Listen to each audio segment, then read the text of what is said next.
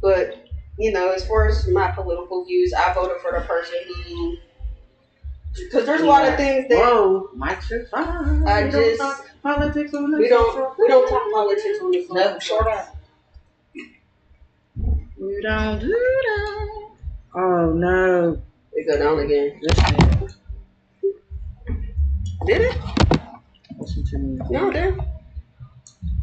It's because when it's red around the thing, it's still on. Alright. Well, give me 2 seconds. 2. Not Metro. One, not tea time. Started off crazy when I saw this image of You her gotta sleeping. Right here. Change accounts.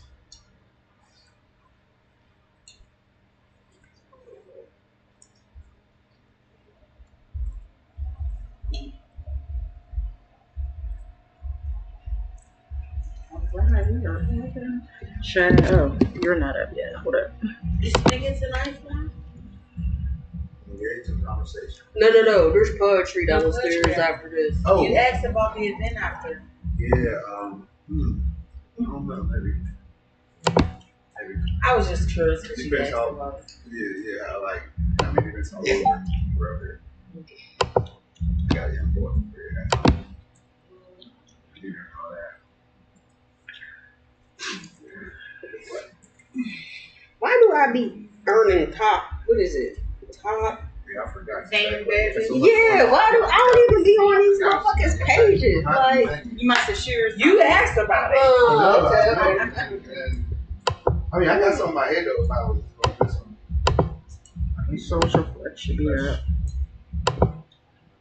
Only person acting brand new is you. All the time.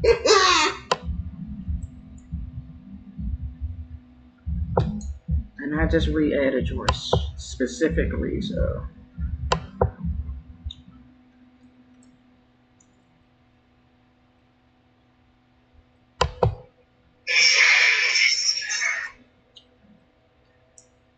Somebody said we need another virus ASAP. Oh my God. Yeah. That's why I don't be playing with people on Facebook. They need snack. They're looking for that little bit of bread. That's a shame. That's the only way you can get it. Okay. This is the only one acting well. Can you share it from the thing to your page?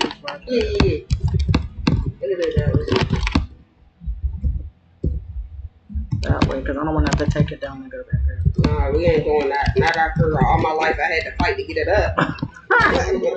We ain't doing that. Not tonight. You're the only one that's not going up. And there could be 2 reasons why. I don't know why.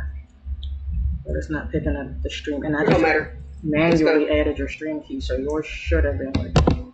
But alright, we up. We up. Good evening. Oh no. Welcome to the Social Flex, guys. Thanks for bearing with us, and we're about to get started. We're going to have a nice little conversation.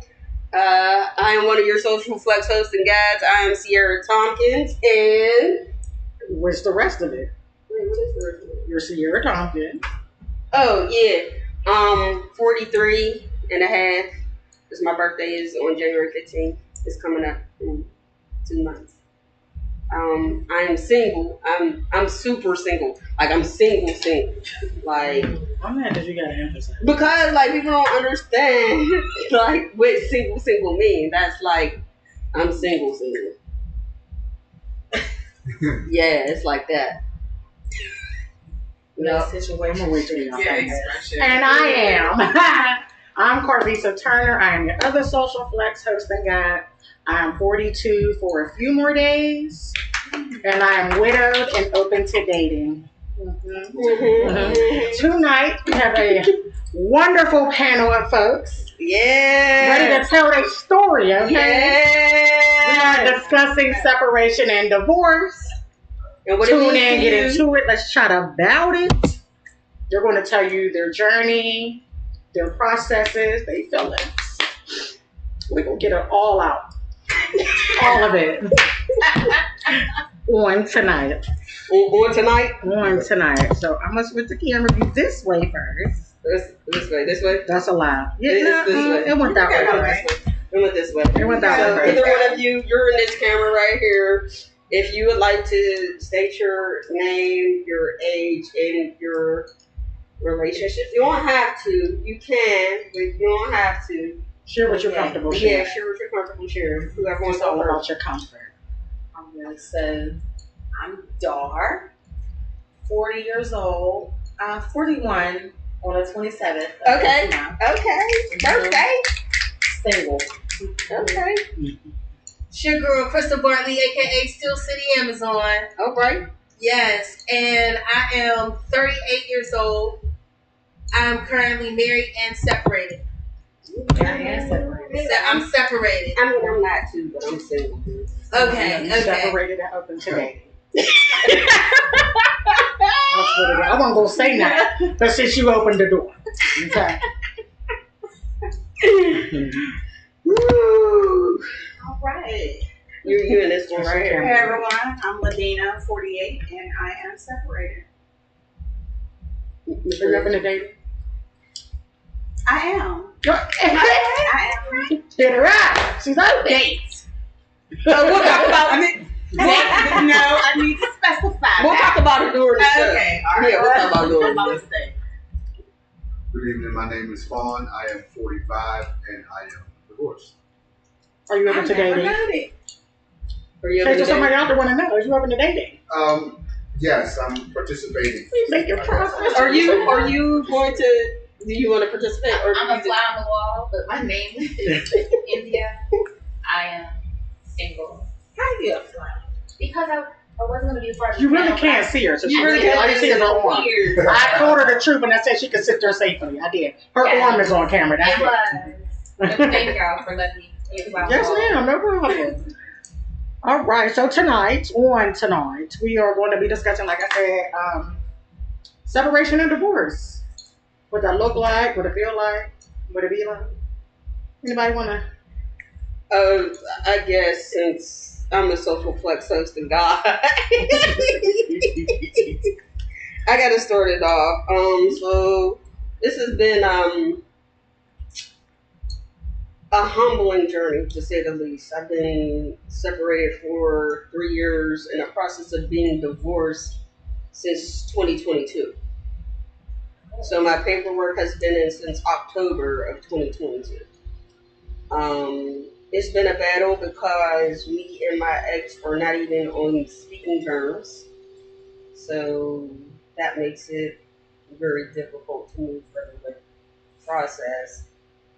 And it also gives me, like, for me, it's difficult to get serious with dating. Like, I could date, but kind of like, how serious can I be when I talk to males and they're like, well, like, most guys know after 6 months if they want to marry you, if they want to, if they want to do this, that, like, they're like, anything longer than that to some men is a waste of time. Like, so, like, it really puts me in a space where it's like, I don't know.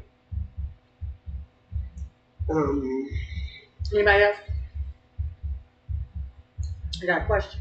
Yeah. I'm just trying out. This is the time to get it out. So there's really not no question. The thing of it is like basically dialogue. Like, you know, what kind of situations have you experienced with being divorced or separated or divorced, that really you want to bring to the panel to get other people's opinions? Like, that's my thing. My thing is, like, I've been separated for 3 years, but actually in the process of being divorced since 2022. It's now 2024.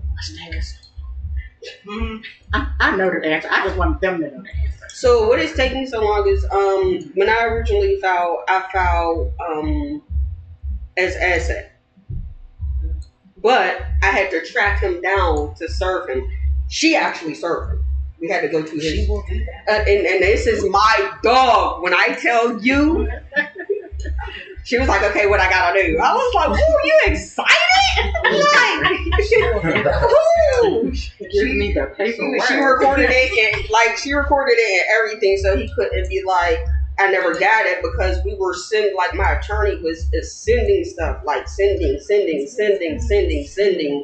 and it would Y'all either just have a sit down who or to like maybe talk about the divorce process with attorneys and In like, after fairness, serving. they can't do that. in fairness we can't do that. In fairness, without telling her business, like they can't. I mean, I would tell it. That situation is not. If you're not getting into major detail, I'm just asking. No, I'm just saying. Like- They can't sit down. They can't like even be in the same room. Like, Oh, it not couldn't because happen. of volatile. You're saying Nothing that like it that. couldn't Like happen. legally, they cannot. do Like, legally we cannot Okay. do the same. that. Yeah, it could happen. Yeah. Okay. Like, unless he decides to be like, you know what, I want to sit in the same space as you. Yeah. Like, And even then, you get trouble. You can't. yeah, like legally we can't. But you said 2022. So just from what I know, once you hit 2 years, it doesn't matter. That is if it's Like- non-contested. That means. Yes. So originally I went for assets. Right. Yeah. Now I'm going non-contested because I'm just over it. Like, I really don't give a fuck. Yeah, Like, but I'm then there's done. still lies that space between when you went from contested to non. So And in the midst of this, my original attorney passed away. So, like, I had to like go through the process. And, like, I found out she passed away in January. She passed away in December. I found out she passed away in January, and I had to go through the process of getting a new attorney and him getting the paperwork from her office to see what all she did, and then going through the process of doing his due diligence to see what he had to do to file. Now, I just got my response from him. He's like, he's going to be sending out some more paperwork. If he signs, we'll be done in 2 weeks. If he doesn't, we'll be done in 40 days. So right now, I'm like, all right, 40 days. Like, I got 40 days. I was gonna say, well, he's not in a position to be signing nothing either. I don't give We gotta be realistic. We have to tell the truth at this point. So Yeah, he's not in a position. he's not in a position to sign anything. Right. He's like incapacitated. Incapacitated at this moment. So, That's a whole other, situation. yeah. So, if ever there was a horror story for divorce, and I think She got it. Yeah, Baby's telling it already. Like this 2 weeks ago? Huh? Was this the case 2 weeks ago? Or was this a new? He's been sick a little bit. He's been sick a little minute. So, and like what I tell people, like what I tell like all my siblings is married, and they go through their ups and downs in their marriage, and what I be telling them is like it's not as easy as you think. Like getting divorced is like you can be like, oh, I want to get a divorce. No, it's not as easy as you think. Especially when y'all gotta separate assets and Yeah, like it's hard. okie dokie stuff. And y'all really gotta separate lives. Like, some people don't have lives to separate. So you just go down, file a paper in a couple months, couple weeks, year at most, you're done, right? You got stuff and you've been intertwined with this person for a couple I think decades. that's part of the problem, though, right, y'all? Like, people get married and they feel like I feel like divorce should not be an option. That's how I feel. That's how I I be wanting to hurt nobody else feeling. I be wanting to So that's But like, it is. initially I be wanting to piss somebody off. that That's was the reality always of it. how I felt. But again, me and my ex were I mean, together stuff happens, since yes. we were 17. We got married at 23. Me personally, I feel like 23 is an early age to get married. Without really like, to me, you're not even an adult for real. You For piss real some at other 23. cultures off talking that nonsense. They want you there. Yeah, I mean, Well, Right. I am going But I to really think that's part of the problem. Like, when people get married, they're thinking, I want to get married. I love this person. You have all this good, right? But you don't think, okay, when I marry this person, this is my person. This is my whatever we have going on. My business, my house, my That's whatever. what I thought. Yeah. Like you said, everything is intertwined. So you need to select somebody that you feel like no matter what, maybe we can come through this, we can work through it, work through these assets, work through all of this. So you don't have to worry about this separation. And I think that like a lot of people get married. Oh, I love this person and I like this person, but at the end of the day, can you really work with this person? Like, because it's not going to be peachy keen. But that's it, and you don't get that knowledge. We got to do business. You don't. at the end You of the don't day. do knowledge. You don't do. You Due don't come diligence. into Yeah. marriage doing with your due diligence, Yep. having the knowledge of okay, if you have a bad day or if they're not working, what are you gonna do? You get what I'm saying? Because we go in with the mindset, with, like I'm when in you said, love. I got married when I was 24. I but was I've just been in with my love. husband Like, I since- love. I've known my husband since But I what's was like past 12 or love? 13, and then we dated off and on and got back together. So we've been married 24 years. I was 23. Lord Yeah. of mercy. So, and I've been separated for over a year. Yeah, we were married for. And Yeah, so similar. when I reflect on how we got where we are now, is that I did not come in the mindset of that for better for worse. See, You know what I'm saying? Literally. But because I did. When I went into marriage, first of all, my husband was trying to rush my ass down there. I was like, well, we got to rush. What's the hurry? Why you in a hurry? What are we doing? He was like, because you said that if you got pregnant, we had to be married. That's all. I'm not giving you what you want. But me, I needed him to understand going in that I don't believe in divorce. A, B. I mean, like, before we started changing the Bible 16,462 times. One of them originals, God frowned upon divorce. Like, he did not sanction divorce at all. Right. Now, but we done remixed it into being today. It's cool and all that, but originally, he frowned upon. So I had to understand that the only way out was in these caskets. Is you cool with that? I need you to understand the vows we're about to take and make sure that you're ready for better or for worse, for richer or for poor, in sickness and health. Understand that no matter what happens between the two of us, we have to figure out how to push forward no matter what, together as a unit, as a team. Was it always that simple? Absolutely not. Absolutely not. It was not. But I can stand here and say that our bad times were still good times. Because first we had a friendship foundation, so we can all fall back to being friends. Friendship But foundation is it. Also, we came in with an understanding that this was it. So There wasn't no can I backup plan, no comment plan on B. that? You said something very important.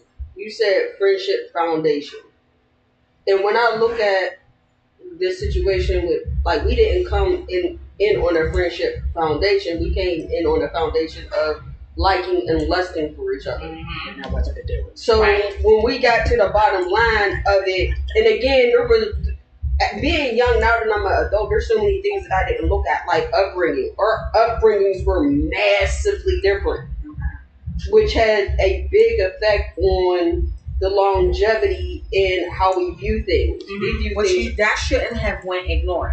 Not saying that you didn't. Well, ignore it, again, but no, like again, but the foundation was different. yeah, the You know what I'm foundation. saying? So Yeah. you weren't coming in with the mindset of, oh, you have a totally different upbringing. I need to get to know what that is like because I have to deal with that. Right. So So I think for us though, like I was raised in a 2-parent household. He was raised in a 2-parent household. My father did some fuck shit. His father did some fuck shit. Our mom common was in it. denominator. yeah, But we literally had Similar. like our lives Similar. were different but similar, very similar. You know what I'm saying? Daddy had a baby on my mom.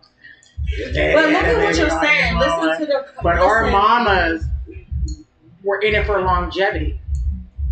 I wanted the longevity, but I didn't want to put up with the bullshit that my mom. Like that was a thing for me. Like I don't want to be my mom. I don't want to have to live Was with that and your accept the things non-negotiable? that. So understanding that there was no end game, then no, there was no non-negotiable. It was. I was gonna say it was audible. Like, you know what I mean? Things that, you know, that he did that weren't cool with me. You know what I mean? But it wasn't like, I'm out. You know what I'm saying? It was, I'm going to leave for a minute because if I don't, I'm going to be in the prison. I'm not on charges. You know what I'm saying? So I'm going to roll for a second to get my mind right, to calm down because I know me. And if you know me, you know me. Right? And the safest thing I can do for both of us is to create distance for a hot second. He was never okay with the distance. You understand? He would let me walk out the door, but he would come get me. He would be close behind me, like, oh, it's like, come on, man, I can't. You know what I'm saying? I fucked up. You know, I did it. I'm dumb. It's my bad. There was a time, if people remember, if you followed us on social media, that he apologized publicly for some dumb stuff he had done and things of that nature because he felt like his marriage was on the line. Now, was I really going to leave? No, but was I forgiving you? Also, no. So that, Carlisa, what I hear you say is that y'all both came in with that mindset that this is forever, and that he was willing to work on it. And so there are a lot of people who come into marriages that aren't willing to work on it. And I'm not, people bring up that word narcissistic. It's not about that. It's just how you were raised, what you were going through, and what you're willing to admit. Yep. So, because if you're not willing to admit you're wrong, right, and what you've done, it doesn't help the relationship move forward. Right. So with what you said, as far as like, because we got to a point where we did counseling. Like, it was my idea. Like, I knew something needed to be fixed. I just didn't know how to fix it. So when I bring it to the table and you agree for a split second, but when we get in the sessions and this motherfucker's really pointing out what you're doing and what I'm doing and telling us to make changes, and we go back and you're not agreeing to the changes, and we got to go back. And it's like, what do you do at that point? What do you do after counseling and you're adjusting, but that person's not adjusting, even though you want to stay in it? It's like, okay, enough is enough. Like, for me, that's how I felt. I was like, enough is enough. Like, you're not going to, like, there's no common denominator. Like, I'm always going to be the one on the defensive, and I don't want to be that way. Especially to someone. I said that. I said, I don't want to be this person to someone I love and care about. I think for you, the biggest thing was that you needed something from him he didn't have the capacity to give. Yeah, and we understanding what his upbringing was. And that's outside. I'm not in it. I don't live there. I don't have to be with him. I don't have to sleep with him. I don't have to love him, right? But hearing objectively her perspective of how that went, because I don't know that. I'm not going to say that. I was in the hand of some papers. Outside of that interaction, I don't know that man. I have an observation of his energy and what I felt in his spirit in my proximity to him. But hearing her talk about his life, his upbringing, what his childhood looked like, what his adulthood looked like, right? She needed something, in my opinion, from him that he just wasn't equipped to give because he didn't have it. Yeah, and he never had the experience to have it to give. Right, and that's why I said he was like flying by the seat of his. He was winging it the whole time. I feel like a lot of that kind of boils down to the level of willingness to be selfless, right? So when you come together with somebody, right, it's like, okay, I understand this. All these aspects we're talking about. We may have different upbringings, different foundational ideas or whatever. But are you willing to relinquish yourself and what you feel like however you feel like something should work or however something should be for this person? Like, okay, well, I feel this way. This person feels this way. To what extent am I going to be open enough to understand what this person is saying, where they're coming from, and how am I going to adapt to that? And I think that's the place where a lot of people can't progress, because you come to this hurdle where it's like, okay, I want to be married, I love this person, and it just boils down to reciprocity, right? So it's like, okay, I'm giving all I can, and I hear you saying, I'm willing to work, I don't agree with what's going on, I may not like what's going on, but what does that person feel like? Like, does this person feel like, okay, well, some things are happening that I don't like or that I don't agree with, but to what extent am I willing to open up, be vulnerable, be selfless enough to take in what this person is experiencing and adapt to what this person needs, regardless of foundational ideas or whatever, because at the end of the day, it's you two. So forget how I was raised, whatever beliefs I had. When it comes down to you two, that's all it is. But I No, think You no, have to be able to What's the you have to foundation? be able to It's the compromise, it's the have a foundation. solid foundation.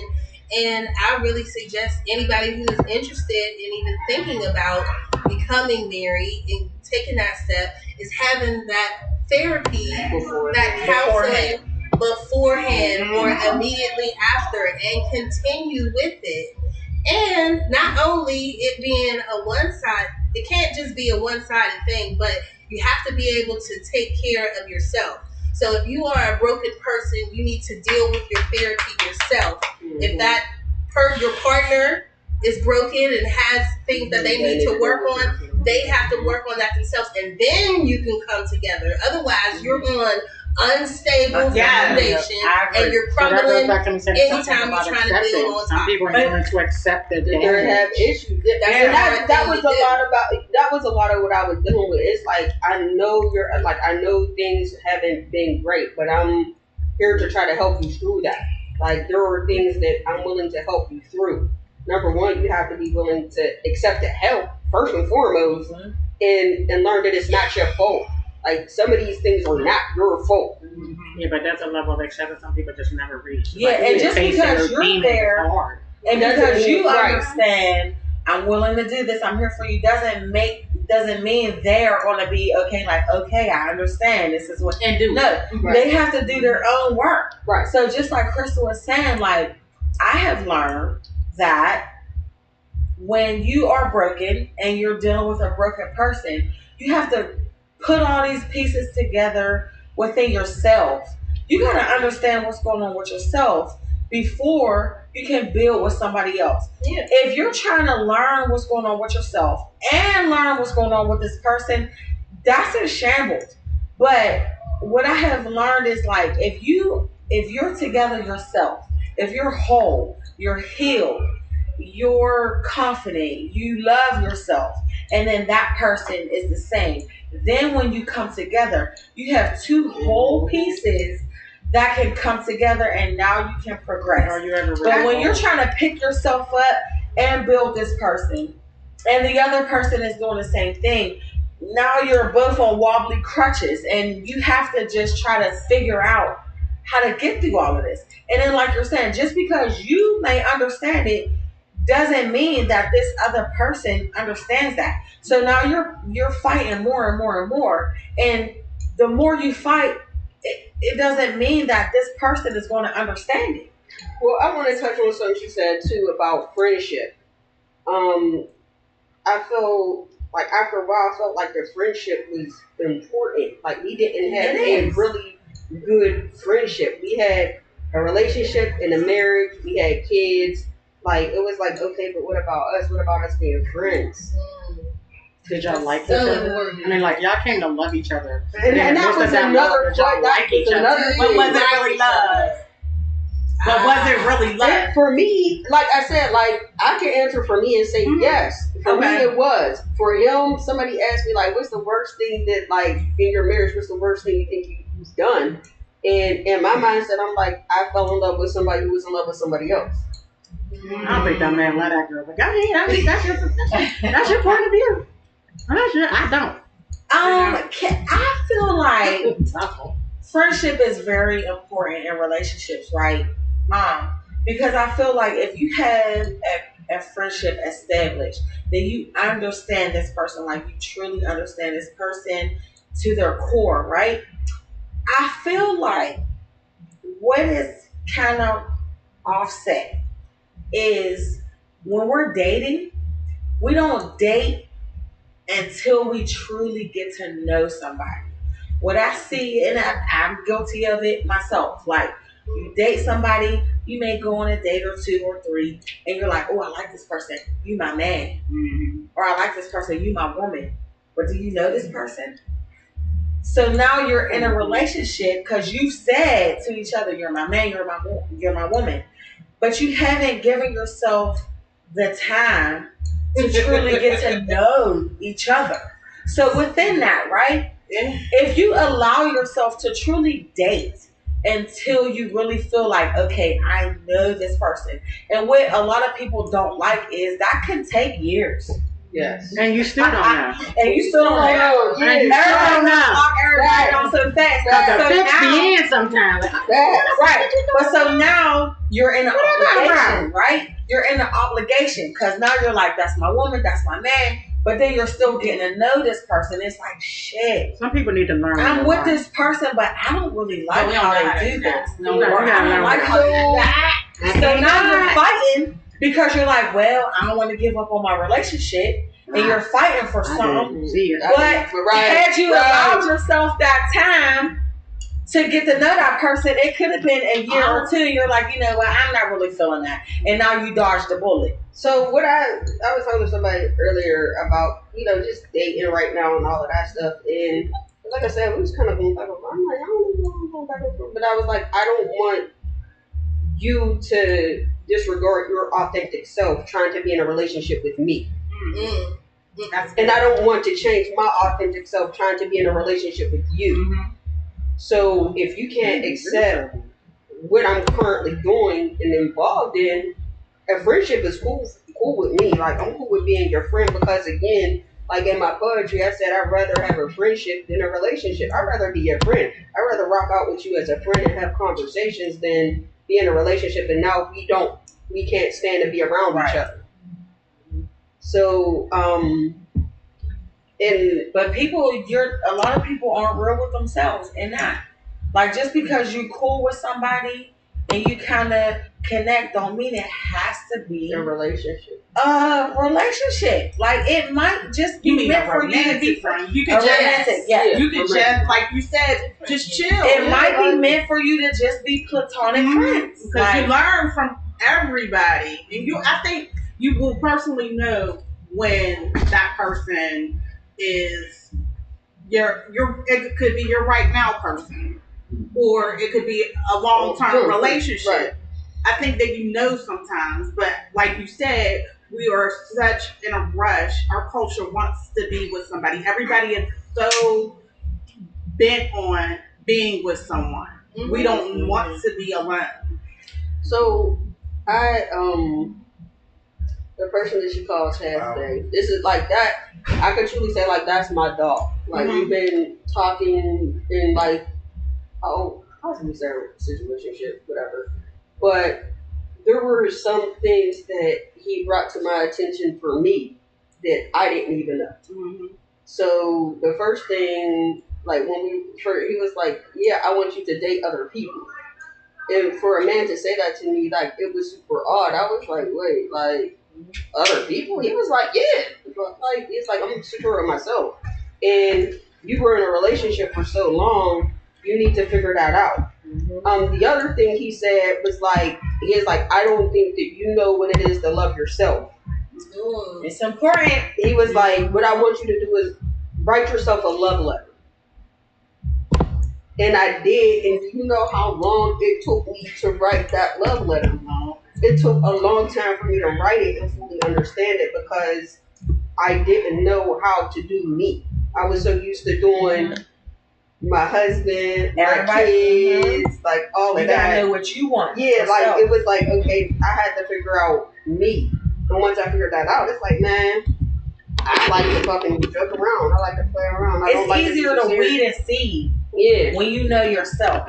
Yeah, I was like, I don't like to be too serious. Anybody who I'm, about to be in a relationship with now, they gotta know, like, I'm a jokester. Like, please do not take me serious. Fully off the time. Yeah, like, please do not take me serious. Like, even with social media, like, I joke a lot. A lot.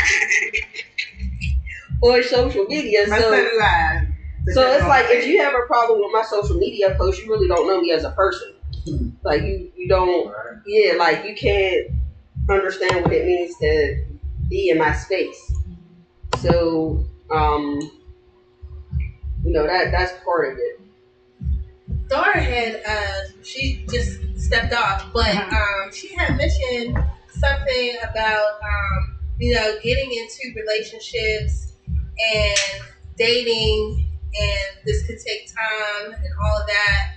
And I am reflecting on my own personal things, and it's like, I didn't have that. I was in a whirlwind I was wrapped up in love, and I didn't listen to the advice of others to do the things like counseling, to do the foundational work, to make sure that we had a solid foundation coming in to our marriage. And those were some things that definitely had to learn and had to work on. And marriage is work. A lot of work. Not to discount any other type of relationship that you may have, a platonic, a sexual, a friendship, co-worker or best friend. But it definitely takes a lot of work and positive energy in order to get the positive energy back, in my opinion. You got to be able to pour into it. But you can't keep pouring in if you don't have something in your own cup.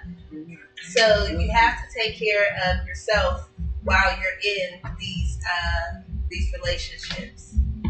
You have to. And you know what, to that I will say, I came up with my own chemical analogy. It's like being a wife, right? If you understand what the role of a wife is, which that might be a different conversation, because it's a lot. We know, right? Okay, so if you truly understand and accept the role of a wife, I like to say it's like being an orchard, or like even just a tree in an orchard, right? So you gotta be willing to let somebody pick your fruit and sustain themselves from your fruit, right? But if your soil is not being tended to, how can you produce the fruit? You can't. Okay. That is needed. That's heavy. That's heavy. Funny Because- my husband a very similar analogy. One time we were arguing and I felt that he wasn't giving me the attention I felt I deserved or I needed at the time. And I said, he was like, how can you say that? We live together, we're together every day. I come home, and I'm like, well, let's think of it this way. Picture me as a plant. Think about me, the best soil that they got. Nutrient rich, right? You can, I said, but if you don't give me water and sunlight, I'm going to die. Going down. Now, how good your soil is. I don't care how many plant food flakes you pour in this bowl. If you don't give me water and sunlight, I'm dead. Because you think about it naturally, people like nowadays, right? They're this man, this woman, that, male versus female, whatever. Bunk all that. Naturally. Women are nurturers, right? That's what we do. There's nothing you're going to do to change it, or if you're truthful to yourself and your womanhood, your femininity, whatever you're saying nowadays, like naturally, you're going to nurture who you're with, right? You're going to make sure this person eats, make sure they're, going to doctor's appointments, whatever, kids too, right? So you're going to give. That's just naturally what we do. And it's fine for most of us, right? But at some point, we're going to be drained. Like, dang, when is somebody going to pour into me? And even if we're not specifically looking for certain things, but like and that's why I use the analogy, That's like what a husband the is tree and for. the soil. So the same way that we naturally nurture, there's stuff that we're going to do that we don't even think about. I'm going to make sure the kids have. I'm going to make sure my husband has. I'm going to make sure the household has, right?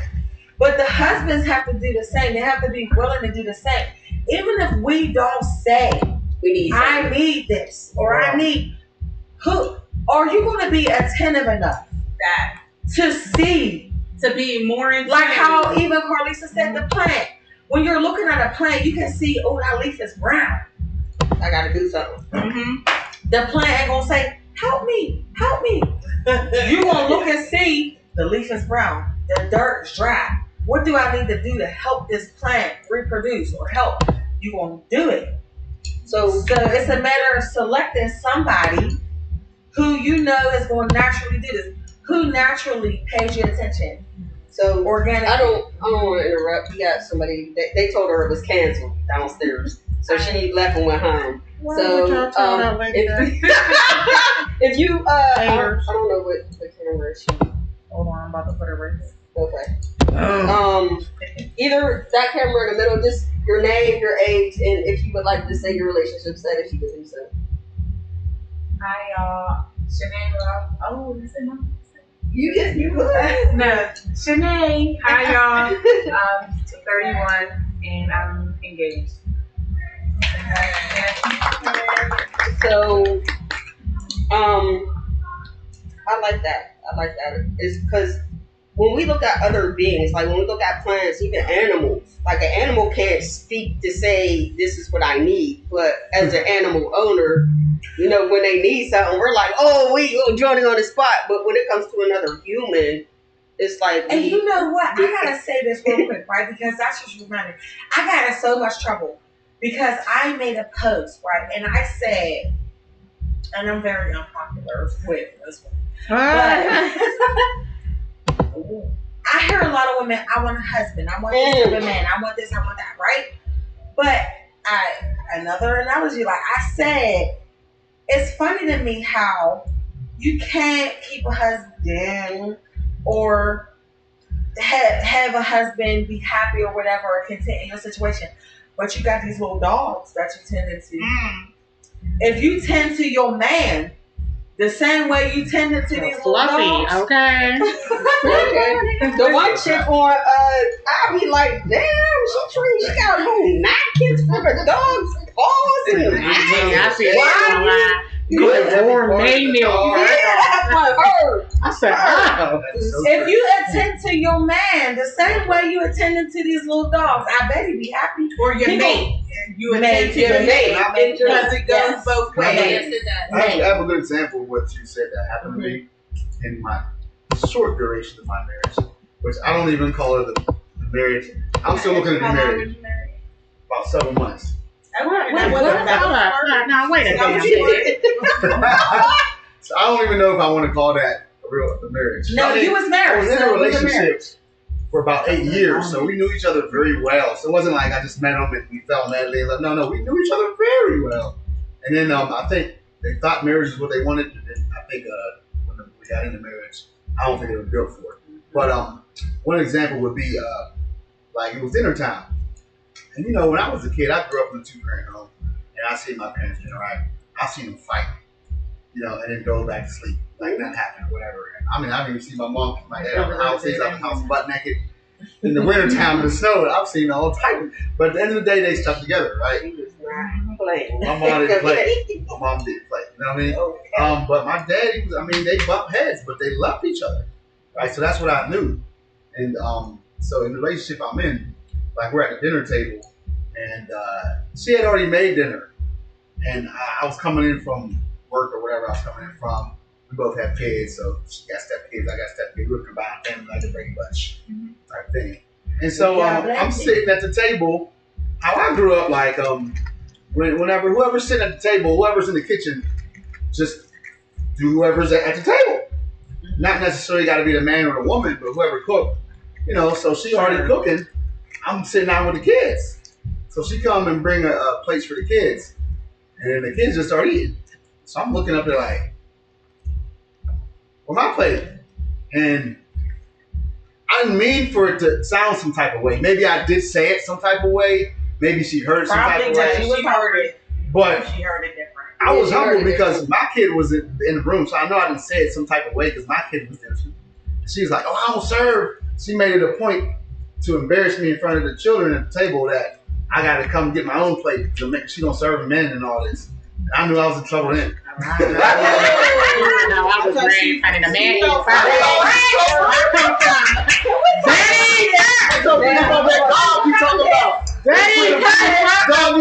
put the dog's food in the dog bowl, put his water in there, make sure the dog sat, right? You get his foot. I get a meal. My dad was already busting his plate. That's a big discussion. It's I like was a raised table for her. first. So, oh, you The gonna try man to or make me kid. jump? How I was Oh, raised, man. we all eat I together. apologize. That's how I was I'll say raised. this: how I was raised is there's a hierarchy. There's a hierarchy. There's a hierarchy biblically. It's the spouses, Yep. then these kids, Yep. then everybody else. Absolutely. That's how I was thinking the raised, and I was kids first. brought up by my mama, my grandmama. The man You get feed his that plate. Even if she First. said she's gonna feed We them can first, all sit together at the she's table. like, no, you But get up. the first plate that kitchen touched that to get your table own the plate. man. They was go- that man's plate. Why? I was Can we like, talk man. about because people? I don't know because my kid and I can kind of understand because you want to make sure the kids eat because you know they're kids. You Or know is you not cooking enough? But Because I mean, that that's always a that for question. me. Like, what the fuck? But then it all, I don't know, always again, unpopular opinion on my behalf.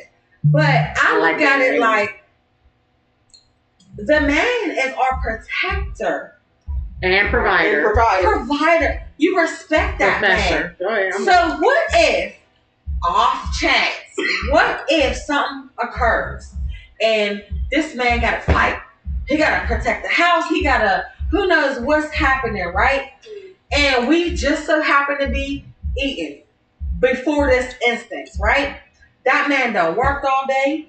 He tired. He all this and this and that. And I fed the kids first, but I ain't feed that man. Now who's gonna help us? Because this man is fatigued. And starving, ain't got no fuel. And they got no So I have to your point though. So I have this I need to make interesting sure thing this that man was said first. to me some time ago, some years back, and it was like, the reason why you take care of your spouse before you take care of the kids is because the kids are going to grow up and leave. Mm-hmm. And once the kids is gone, all that's left is the two of you. All that's left is the two of you. Listen, Where was y'all at when I So was- y'all gotta take care of each other. Where was y'all at? but you was there in all So that y'all can sustain after the kids is gone. So my unpopular opinion is you run your household the way you run your household. can. So there's no rules. However, I get what you're saying. Yeah, I get what right. you're saying. But what you said is that, and I've always said that in my marriage, is that what are we gonna do when these kids grow up and leave? Right. Because you have to make it about one another. You have to get to, if you don't know one another, learning how to learn one another and doing those things that are necessary in order to water the relationship, feed the relationship. What does it look like? Do you need your time? Do I need my time? What does our time look like together? So for us, I can only say in my marriage that was discussed. It was not implemented. That's what I would say with my situation too. It was discussed. It was just not implemented because once Wayne graduated, because he graduated before C, I was like, okay, like we got to do trips by ourselves. Sierra graduates in a year. Let's figure this out. Like we were bound together a lot by our kids, activities for the kids, all of that stuff. But what happens when our kids is like, I'm chilling with Becky and Justin. I don't know. Y'all go do what y'all need to do. What happens with us? You have to have a relationship. You have to have a friendship. You have to have a foundation. You have to have something in common. You have to like your spouse, the person in which you are going to spend the rest of your life with.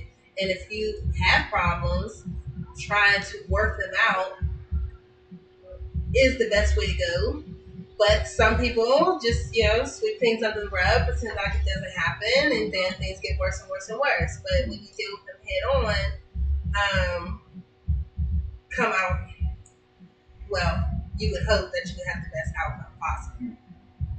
But like Carlisa said, them kids is gonna leave. So at the end of the day, them kids need to understand this is our household. Yes, we love y'all. We're providing for y'all. We're raising y'all up. When y'all leave, do your own thing. But you gonna respect our shit. Like, you know what I mean? Like, so when they gone, y'all still have each other. And them kids is gonna know, don't mess with this, mom and dad want this or don't want that or whatever have you. And for me, at the end of the day, I would have loved for it to have been understood. Y'all leave out the house, my man is taken care of. You about to go say, transparency moment. I have a son who is now married, and I be a little jealous. Like how one Mother's Day, he told me I raised a great man. Yes, I did. Thank you, Jesus. However, it bit me in the behind because I agree with him, but my little jealousy, I'm like, hold on. So Mother's Day come around, and I'm like, I want to spend time with you, this, that, and the third. He said, oh no, I'm taking care of my wife. Yeah. This is the mother of my children. Yeah. Excuse me. You get your little gift later, Mom. Don't be like that. I'll take you to Applebee's or something. It'll be good. It'll be cool. We'll get you Mother's Day after. On his own thing. Okay, fine. Get sad. So what does that mean? I'm with my husband or whoever. You know, and that leaves me with that because he's off doing his own thing. So when they're growing up and when you're raising them, they need to understand and respect the dynamic of the household. Mm-hmm. Know that this is the king of the castle. He's going to be taken care of. You are agile enough. You're healthy enough. I've taught you to fend for yourself. Not that they will fend for themselves. You know what I mean? But worst case scenario, you can get up and get yourself a plate. I need to make sure the father, the king, the dad, whoever is taken care of. He might not be able to walk. He might be too tired from work. He might be whatever. And we got to make sure that he's okay because you know what? The next day come around, who's making sure we're good? Him. So we got to make sure he's good. Agreed. Fiance, what do you think? I'd love to hear from the fiance. You engaged, right? Yeah. Yeah. I mean, if she would she like just said a to- mouthful. I mean, if you want to. No. I'm just So interested. That's the. she came in late, so she Yeah, missed yeah. a lot of the discussion. If she wants Yeah. to divulge Yeah, like yeah. her situation, Woo. she can. She's But heading into marriage. It's So I'm up, like, it's up that's to you interesting if what you you want said. No, thank you. if you want It's to. just- On topic, though, I do have That's a the thing. question for you. So you're separated. Is the plan to move forward to dissolve the marriage or just kind of wrap I the don't want to separation? really comment on that right now. Respectfully. Respectful. So, How long did it take you to get divorced? To get the divorce, like 2 years. Yeah, that's standard. I'm gonna get to you in a second. I can speak on Just that. hold on. I didn't want to just do you like that. I could speak on divorce. It does. Well, at least from the pandemic time, it took about 2 years. You've been Yeah, I've been married before for 2 years and divorced, and then now I'm engaged. okay now. It's getting more interesting, brother. Alright. Yeah. Well, so it took you 2 years to get divorced, or you got divorced the first Yeah. time? Well, look, the 2 years is about standard. Some months married, 2 years to get divorced. That's crazy. That's crazy. So, but It's cheaper to keep it. Damn. She better keep her. yeah, that's interesting. Yeah, very interesting. How long did it take you to get divorced? Which time? I wasn't gonna do you like that. I wanted to tell your story. We'll tell your own business. The first time. The first time. I'm gonna say, well, actual divorce process, maybe about that year or two. I will have to say mentally longer than that. See, she won't mental stuff. Yep. Because mentally, if we're talking about being real with ourselves and holding ourselves accountable, you know what the fuck's going down or not. So mentally, off top of my head, as been a relate, I was gone about 3-4 years That's me. That was me. before I even started the divorce process. So you said before you even started, you was before gone? I even started the divorce process, I was gone. Me Got too. you. Me too. That's true. What about the second time? Same. Doors But- again. But I will say, because we talked about divorce not being an option, right? When we get married. And just to sum it up, because it has been multiple occurrences for me, I was doing that work. So I thought, right? And I was doing everything I could, everything that I thought that I could to make this marriage work. And what I had to learn was, at the end of it all, do you love yourself? Good question. Because to what extent are you going to hold on to something and you're dying to yourself? Now, I will say, because that could be a whole other convo, when you get married to, you dying to yourself. Okay? But once you get into the thick of things, and you're realizing, okay, things might not be panning out the way I thought they would. Maybe I'm not understanding things going the way I thought they would. Like, so how long and how tight do you hold on to that?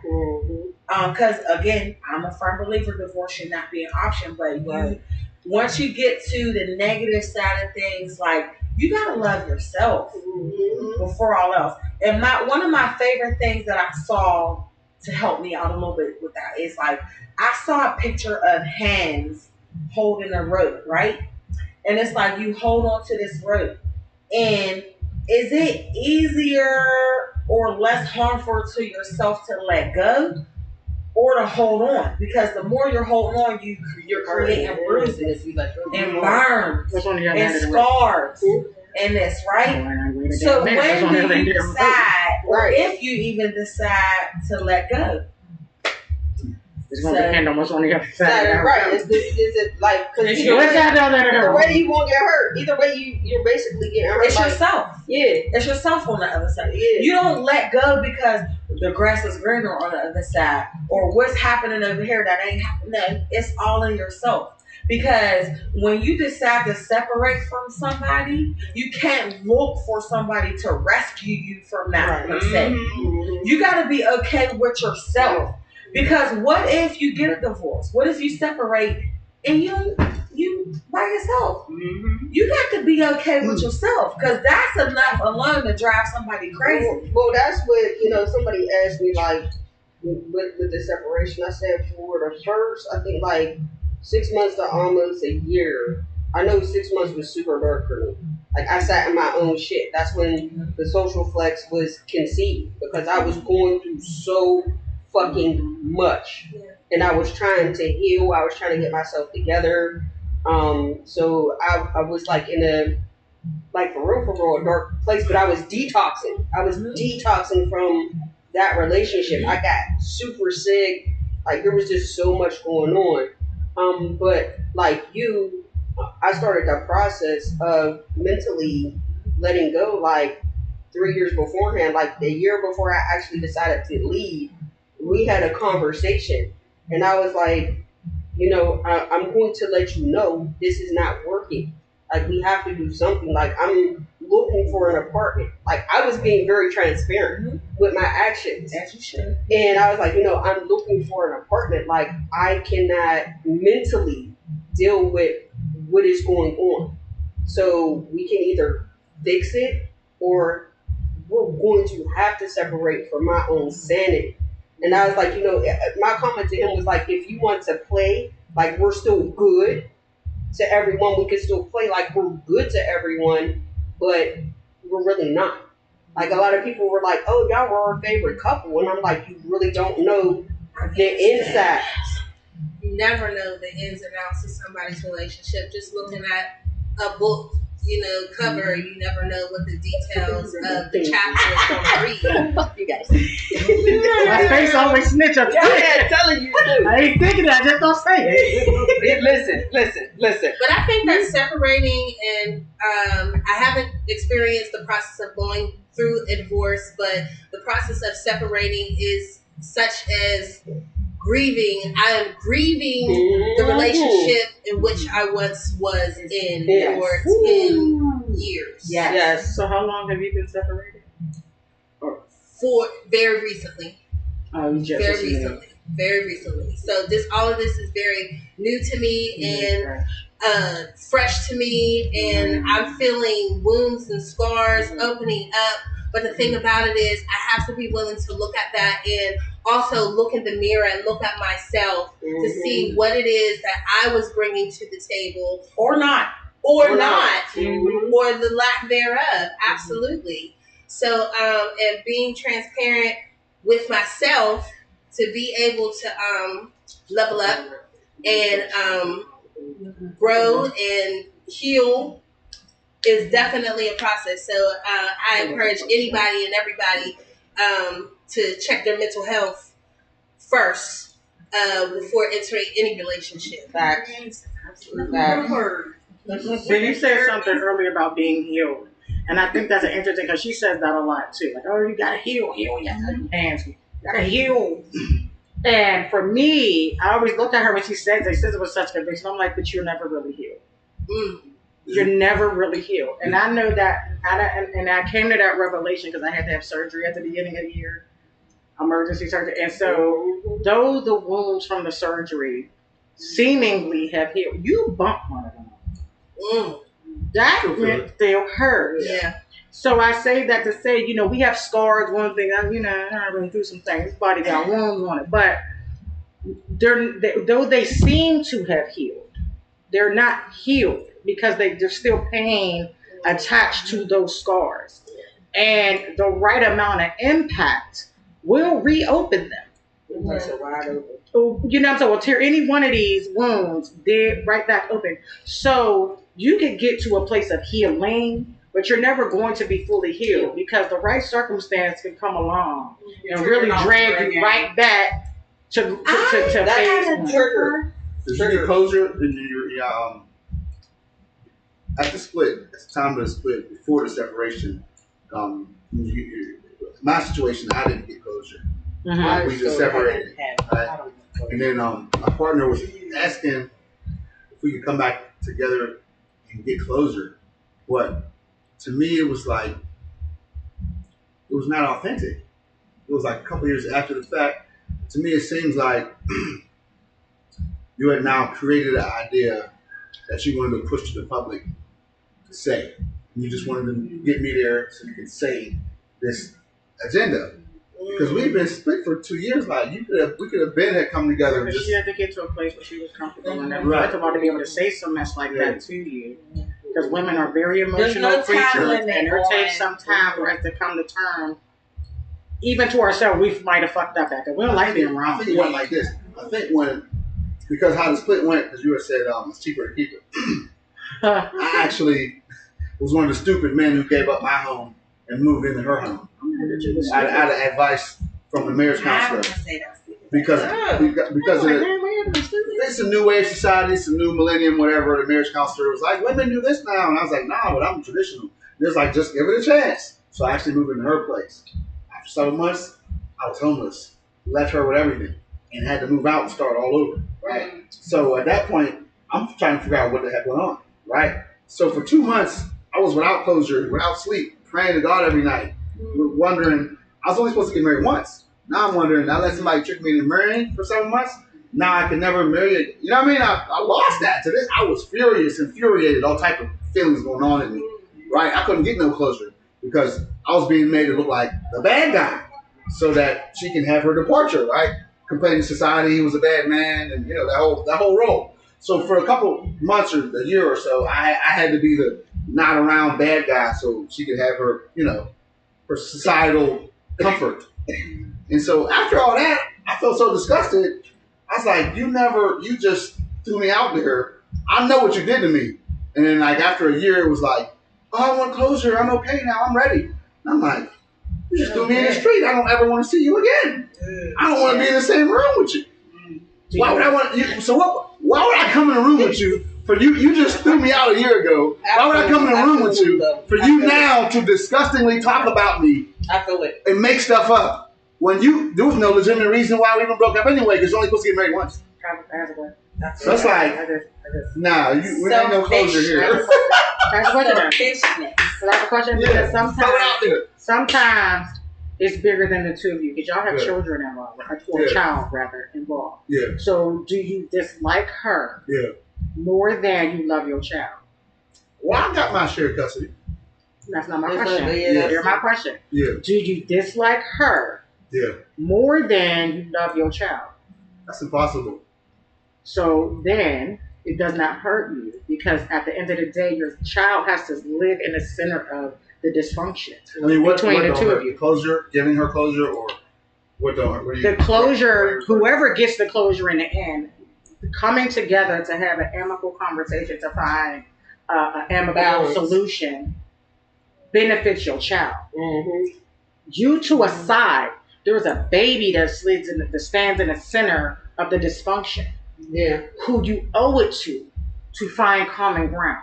If we were coming together, If your to- baby was yeah. grown, I'd be like, If we're coming together to have discussions about co-parenting, I'm 100% with it. But to have a conversation about just her venting about me and say stuff that we don't What if there necessarily. was an apology? What's up? What if there was an apology? What if there was an apology for? because she's going through some Being traumatic the age stuff, that so she being has the age some that sort of- we are and how old we are, we're grown enough to understand energy. You're grown enough to understand when someone's going to apologize to you by the energy in your conversation. Maybe she's not surprised. I mean, but maybe. nonetheless, as we talk about it's energy, like it could be children now, understand it could be a energy surprise too. apology where someone's mean to you, they show horrible energy to you, and then magically when y'all show up, they were going to apologize. But usually you'll get an idea someone has an energy that they still care about you enough, so where they're trying to at least make it amicable.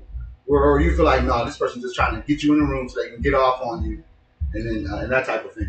Because like I love my stepchildren, like, you know what I mean. It hurt to get out of being in a relationship with somebody for 8 years and actually be a stepfather. Because a lot of men don't even step up for kids that's not theirs, and to step up for somebody's kids that's not My theirs, experience. and be there for kids that's not your real kid, and go and actually, I come to the kid's life when he was diapers, so I potty trained the boy. So for 8 years now, he's like my son. Like that's how I feel though. I would never say that because to respect that He was certain your women, son. certain But women. that was your I don't know, son. Like he was. But still though, I still can't discipline him because he's not my real son. So for 8 years, I still dealt with juggling that as a man. Right? No, I'm not saying I want to, but I'm saying though, I still had to. Like for instance, if my son is in the room, right, and they're all playing, I would run into situations where, okay, they do something bad, right? Normally, I would just tell all the kids, "Hey, man, what are y'all doing?" But then I had to walk on eggshells all the time because they ain't my kids. That's Respectfully. not respectful. Yeah. That's not respectful. That's not respectful. Because if a woman invites you into her space and into her environment Yeah. and into her children's lives, Yeah, I would hope and pray yeah, that she hoped and prayed for this man, this mogul, this figure, whoever, that is going to be just as respectable to her children. You know, whatever's going on with their dad, yeah. if he's out of the picture enough to where you even have room to step in, she needs to respect you in that manner to be like, okay, you're in these children's lives. Why can't you discipline them? Well, that sounds nice, but You're in. there was then nobody that's in the you room. should have been But listen like, though, there was no one in the room That is a to valid say that to her. That's a So I valid still question. had to. I got to What was still the walk on question? eggshells What because does it's her discipline kids. look like? It's Yeah. her kids. Like to me, is working in schools. Like I'm a mandated reporter, so discipline looks like what's safe for a mandated reporter. Look, I'm mandated. So, I'm talking about boys. No, I've Yeah. grown and Say you. No, kids that's not your blood No, kids. listen. She like, fuck That'd be the worst one I've been married sometimes. for The one that know the 24 game. years. Right. I have a bonus child. Yeah. My child Right. was with my parents, and my father told me that my daughter was not listening to him. Yeah. Come here, ma'am, because what you're not going to do is disrespect my dad. Absolutely Here, not. on If you this ever calendar do it day. again, we're going to have a problem. That was one. Right.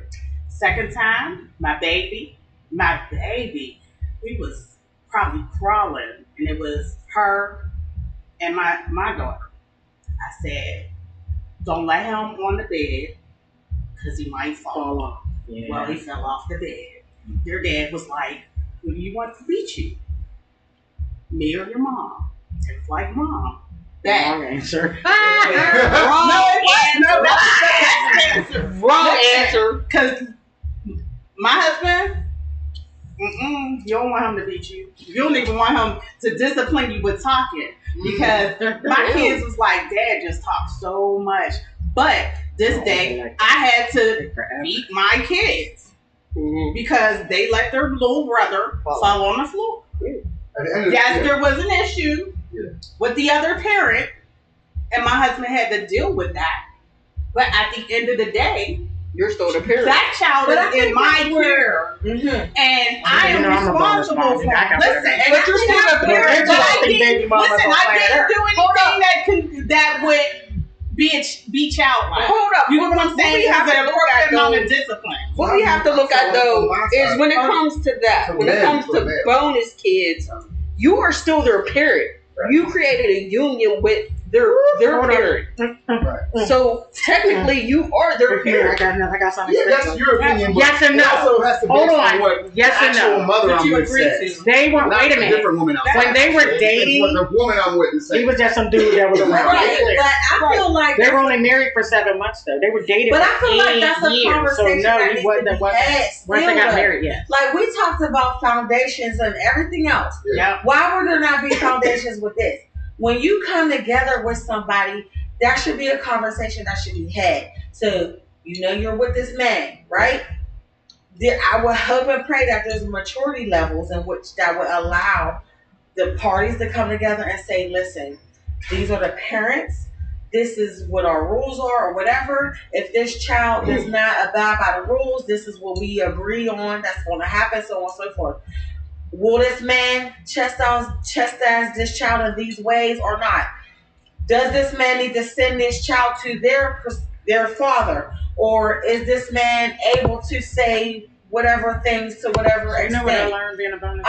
It's just all about still, which a lot of us don't, I don't know, for whatever reason, talk about, is respecting the other parents. Like, so what I learned being a bonus parent, which I swear to God, I swear to God, y'all know it. Y'all know it. Okay, so what I've learned from being a bonus parent is sometimes it's cool until it's not cool. yes. Okay? Yes. Sometimes it's cool until it's not cool. If you've ever seen my husband in his life, my husband was a very large male. Cool as a cucumber. Soft spoken, real nice guy. Big as hell, right?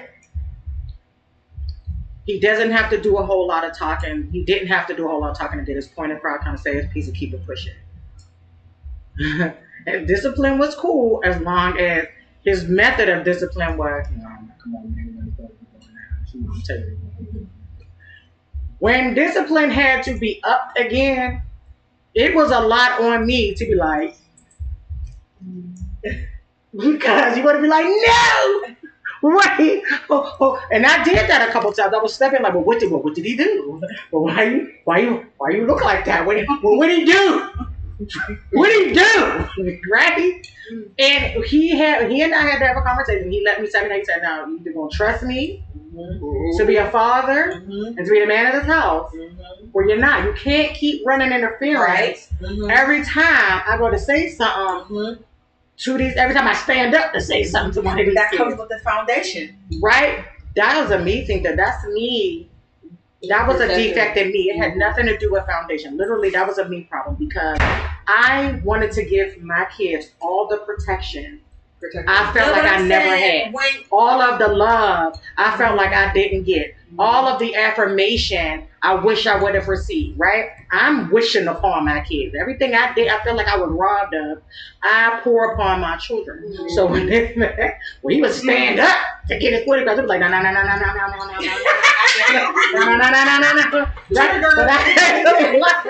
Like, do we gotta go this hard?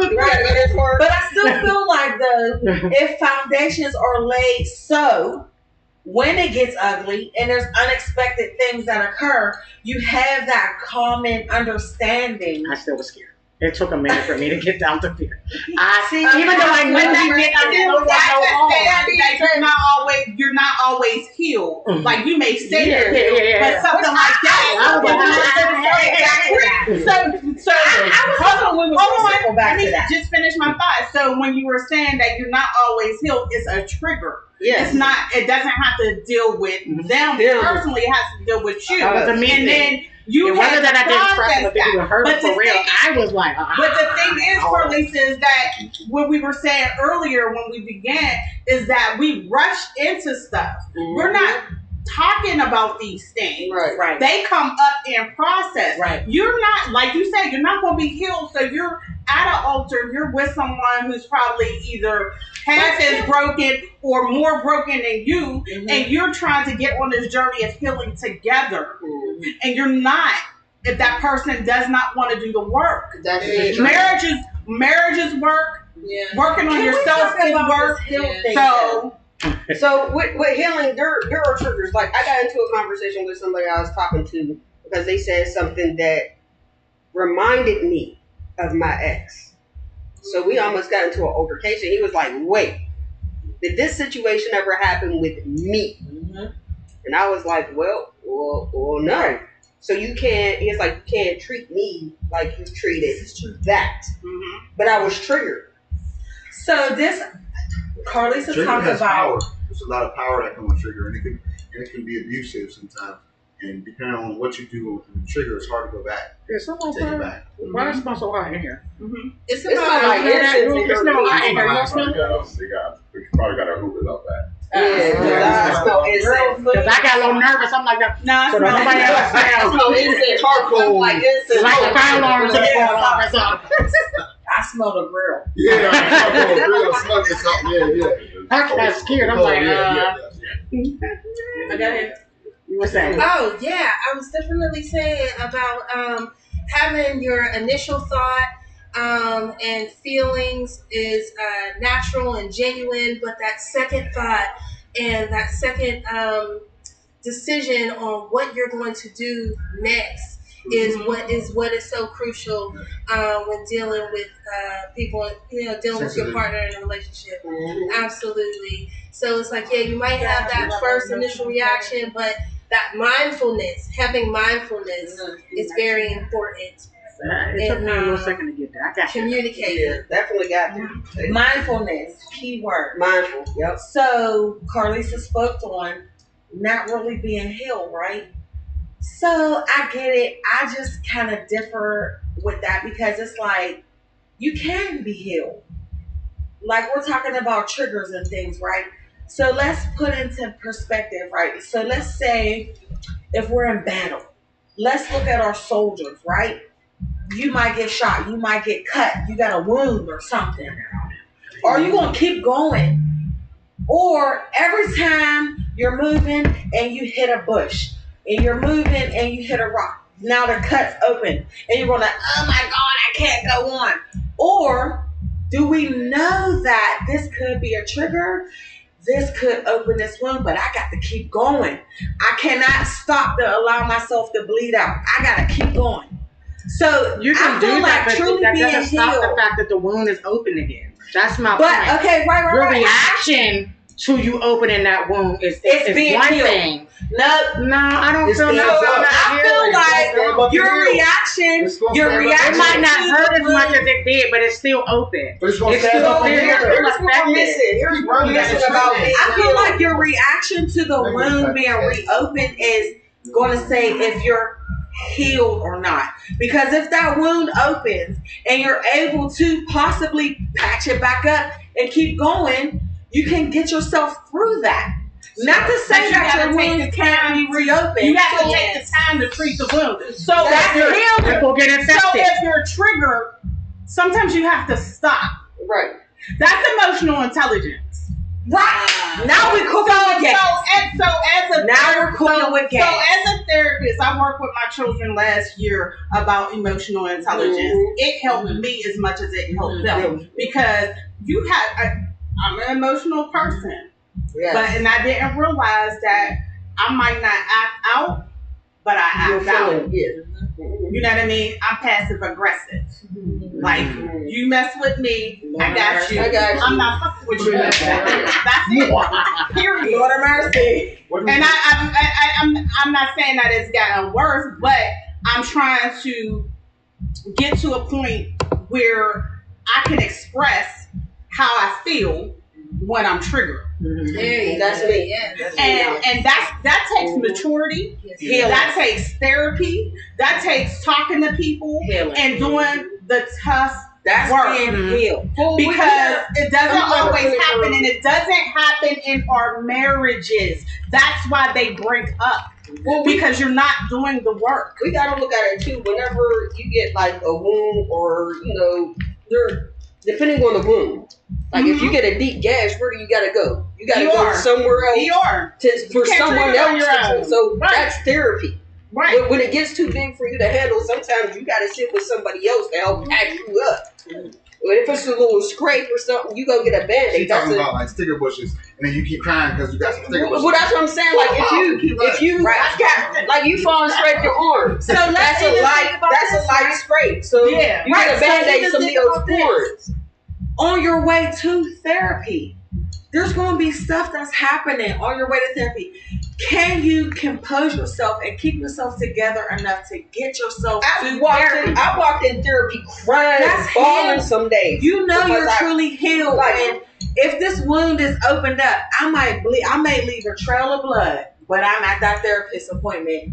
You see that trail of blood, and most but I'm people there. won't do that. Yep. So Some people will let themselves bleed out. So let me just say Mhm. this, because I've been in therapy multiple Me times, too. and this is probably the longest I've been in therapy, because not only have I dealt with the trauma of the separation, but I've dealt with different traumas leading up to that time. Mm-hmm. And so therefore, I wasn't going to stop therapy because of that. You get what I'm saying? So that person didn't want to do therapy. Boom. And when they wanted to, for me, I'm like, I you did want my- did my to work. what? Yeah, You I want to did my piggyback? work. You want to come to They my laid in a therapist? dollar You want store. my therapist to be the no, we ain't doing that. Get your own therapist. It's like I did my Go work. get your own doctor. I went to the doctor. You go to the doctor. That's how I Because you're do it. healed now. It's No, not because I was wasn't healed, healed. because I needed to see that you were Was taking gonna do it it. serious. Yeah. That you wanted It's your to do own it. initiative. It's take your own initiative to do it. Yeah, Because we're that's not the doing step, that. that's the steps that I was in. It was like like I said, I actually went into therapy sometimes bawling, but I knew I had to go to therapy. So it's like, for me, it's like, yeah, you're talking about you want to go, but you want me to find your doctor. You want me to set up your appointment. Nah, bro. Don't you think it's initiative enough to even ask for help on his part or the other person's part to some degree? So That's good. Ladies. But well, hold on. I'll just say from my experience, I give you all the information and you've done nothing with it. Because for me, and this is just me, I've taken the initiative to do things. And in my mindset and in my upbringing, if I can get it done, why can't you? because here's the thing, you can't control their timing on stuff. So this is what I'm saying, and being healed is that. That's why I say because you're healed. So you're healed. I've been to the therapist. I did whatever I got to do. So in truly being healed is not, if something bumps that wound and it opens back up, it's like, okay, fine. You just now getting here, a day late and a dollar short. Now you want to come to the therapist, and now you want to do this and that. Truly being healed is being secure in yourself enough to say, listen, I don't know what you got going on. Day late, dollar short. I'm good. And I'm good enough to maybe possibly, depending on what's going on, is now I can reach back and make sure that you're good. If you're not truly healed and the wounds are still able to open and bleed out, you're going to be mad. I don't care. Like you said, I did it. That's on you. You can't control that. Truly being healed is being able to be like, you know what, I really don't agree with what you did, how you handled it, how you made me feel and all this and that. For whatever reason, now you want to be better. And at some point, I may have loved you or I may have whatever. And I'm in myself okay enough to be like, let me help you out. Well, see, to me, there's levels to that. There's levels. Because what I was always taught by my therapist is that if they don't come on their own, they really don't want the help. This is true. So, yeah, you could do all that. You could find a therapist. You could do all that. The comment that I got when I did that was, I don't like this therapist. This therapist You is can't not control helping me. that. That's what you can't. Right. You can't So control that. when you're coming back to me after I help you go through the steps like you asked me to, and you're like, it's not doing nothing for me. How many therapists did you go through before you found the one that worked for you? Honestly, the very first therapist How I many went things with, that you keep on doing, but you still alive and Jesus still love you? the first therapist I've ever went to helped me. Unfortunately, How when many I therapists went did back, you go to before you found one that worked for you? None. How many therapists did you go to before you found one that worked for you? Oh, they all worse. You said you went to 5. So me, Carly, I can't speak for nobody. Since when did I stop working in law enforcement? 2011, maybe 2010, late 2010 is when I gave it up. After that, in addition to having postpartum depression after giving birth to Jamari, I went through a severe identity loss, crisis, because now I don't know who I am. You know what I mean? All I wanted my whole life was to work in law enforcement. That's all I wanted to do. And I finally was able, against all odds, to be able to successfully come into, that thing. And I tried a multitude. I went to Compton school. Lord, I know. I went to electronic school. I went to all types of school. And finally, I decided to zero in on what I wanted to do. And I did that. And then to get to a place where I'm now married. And the person I'm married to is the sad stab of my career choice. And his request is that once my baby is born, to not go back to that, and me wanting to honor his request. And at the time, being a stay-at-home mom didn't seem like a raw deal. I'm like, I can do this. I can be home all day, fine. With life at leisure at my fingertips, right? No, because now I'm idle and I don't know what to do with all this idle time. So I started going to therapy. I went to McGee Behavioral Health. I went to the people down on South Avenue. I went to some private lady over in Regent Square. I went to this person, that person. I went to virtual one, taking the virtual therapist. I've gone through so many therapists because for me, therapy was a waste of time. Because it felt so rushed. I've never felt like I was getting any resolve. You sit me down, you want to have these conversations, and it's like, well, that's our time. See you next week. And that just didn't work for me. I just want to, because you're talking about therapy, and I think the therapist, my first therapist was a Black therapist, and she was a woman. And that's why I think it worked for me, because she was so relatable. So no. None of that worked for me. And so now, I'm a father's care. I take care of my... Do they have the same spiritual beliefs as you with household? Not too many people walking this earth. I think it has Don't do it. Don't do it. Don't do it. Well, mine was, I'm not sure if y'all are familiar with hand-in-hand counseling. Sharice Nance and Tess Kinney. Those were my first therapists. And when I tell you they looked at me. They cracked a code. When my first session, when I walked in there, and I just, like I said, I walked into some of my sessions bawling. She was like, you don't have no boundaries. Where's your boundaries with your kids? Where's your boundaries in your marriage? You don't have no boundaries. That's why you're worn out and depleted. So once I started, but again, that changed my household and the dynamic so much, because they were looking at me like, what the fuck is happening? Right. What is going on? So now I'm my father's caretaker, and so the VA encourages you as a caretaker. Taking care of a veteran is a lot. It's exhausting. It's a lot. Yeah. Because Lieutenant Dan gonna have his way. Hey yo, not You ever met me? Y'all know my daddy. Don't we? Y'all know that man. She called him He Lieutenant. is not easy to do. Dan. Gotta love Why would you call that man Lieutenant? So the VA, urges you to do therapy at their expense. And so now I had a therapist who happens to be a Black woman. She does. I mean, you know, after 90,462 therapists right now of various ethnicities, I feel like she sees me. And it doesn't feel like we're wasting time. Good. It feels like we have a structured thing that we kind of, even if I come in, because sometimes, you know, my days are crazy. So sometimes I come in and she's like, well, what's going on? I see your face. What is going on in your mouth? What's that? And so, you know, I ramble on my thing, and she has her tidbits of information that she shares in exchange. And it's a wonderful conversation at this point. I ain't gonna say therapy is working. I'm gonna say I'm comfortable in her space enough that I tune in every Tuesday. You know what?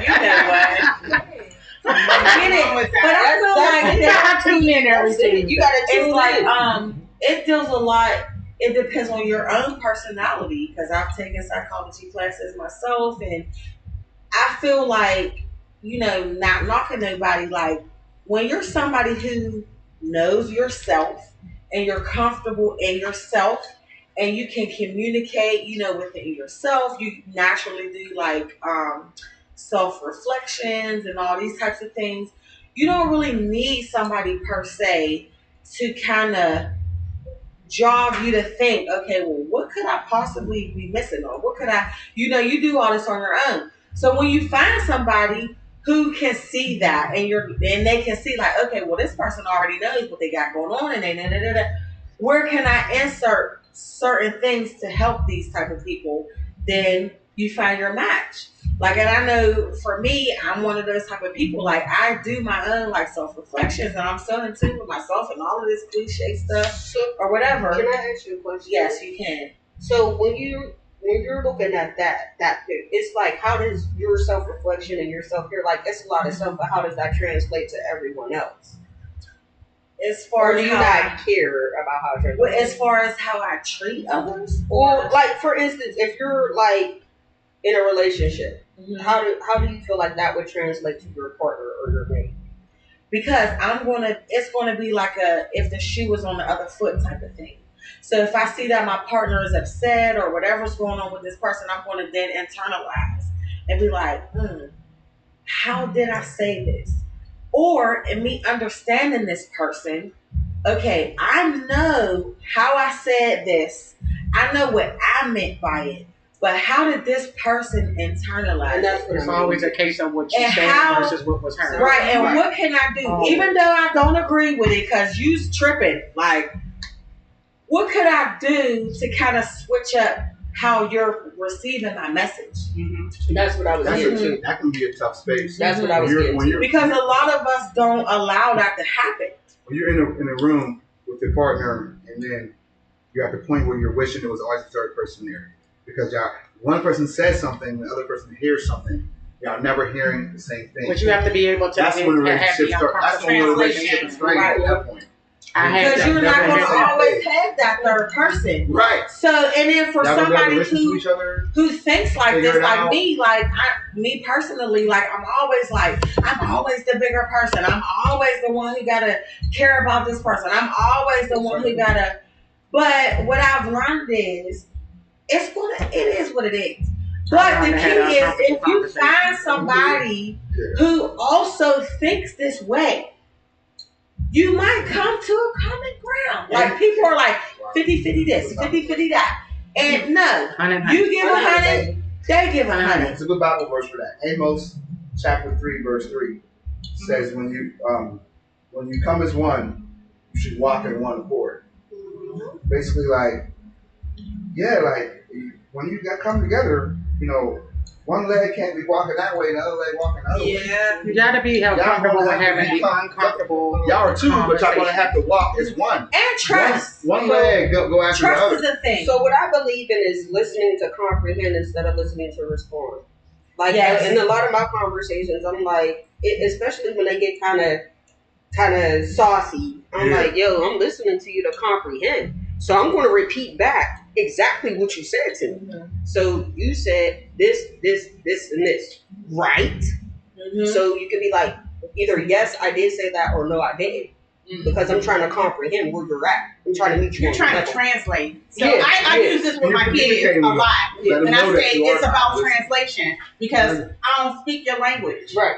And even though we're speaking English, we're both speaking English, how you receive it and how I said it are two different things. Yes. And now we have to